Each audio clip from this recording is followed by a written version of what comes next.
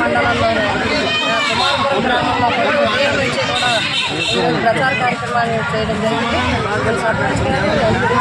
స్థానికంగా నాయకులు అందరూ, అదేవిధంగా మా పంచాయతీ మెంబర్స్ కానీ, పార్టీ నాయకులు కానీ, మండలం నుంచి వచ్చిన నాయకులు అందరూ కూడా గ్రామంలో రావడం జరిగింది. స్వచ్ఛందంగా వాళ్ళందరూ కూడా తరలి రావడం జరిగింది. మరి కుమారపురం గ్రామం మొత్తం జగనన్న కాలనీ, అదేవిధంగా ఇక్కడ ఉండే ఎస్సీ కాలనీ అంతా కూడా మేము పర్యటించడం జరిగింది. ఈ కుమారపురం గ్రామానికి కూడా నాకు అత్యంత సన్నిహిత సంబంధం ఉంది.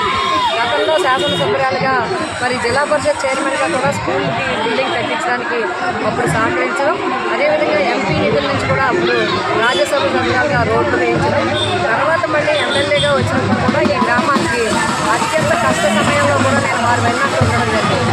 దీనికి కుమారపురానికి సంబంధించిన చెరువును అన్యాక్రాంతం కాకుండా 40 ఎకరాల చెరువును కాపాడి ఈ గ్రామానికే ఉంచడం జరిగింది. అంతేకాకుండా ఈ కుమారపురం గ్రామం మిగతా 5 గ్రామాలతో కలిసి 2010లో మున్సిపాలిటీలో కలిపేయడానికి మరి నిర్ణయం తీసుకున్నప్పుడు గ్రామస్తులందరూ నన్ను రిక్వెస్ట్ చేయడం జరిగింది. మాకు గ్రామంగానే ఉండాలి తప్ప మున్సిపాలిటీ మాకు ఇష్టం లేదని చెప్పడం జరిగింది. ఆ రోజు పోరాడి ముఖ్యమంత్రి గారిని ఒప్పించి ఆ రోజు ఈ గ్రామాన్ని గ్రామంగానే ఉంచడం జరిగింది. ఇక్కడ అదృష్టం ఏంటంటే ఈరోజు కుమారపురం గ్రామంలో మేము ఎంటర్ అయ్యి మేము ఇది చేసామని చెప్పుదామని మేము మా నాయకులు అంటుంటే మా దగ్గర నుంచి మైక్ తీసుకుని వాళ్ళే చెప్పడం జరిగింది.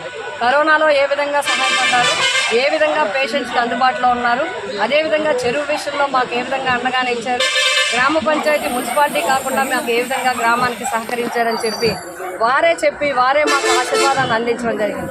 కాబట్టి జగనన్న ప్రభుత్వంలో జగనన్న గారి మీద నమ్మకం, క్యాండిడేట్గా నేను అందుబాటులో ఉంటాననే నమ్మకం, విశ్వాసం వారికి ఉంది.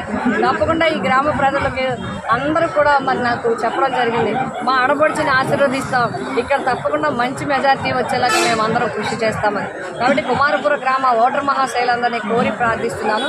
మీ అందరికీ కూడా నా నమస్కారాలు తెలియజేస్తూ మీ అమూల్యమైన అతి పవిత్రమైన 2 ఓట్లు కూడా మీకు అండగా ఉండే ప్రభుత్వం జగనన్న ప్రభుత్వం, ఎప్పుడూ అందుబాటులో ఉండే మీ గంగా గీత చలమలశెట్టి సునీల్ని మీరు ఆశీర్వదించండి. మీ అమూల్యమైన 2 ఓట్లు కూడా ఫ్యాన్ గుర్తుకు వేసి వైసీపీని గెలిపించమని కోరి ప్రార్థిస్తున్నాను.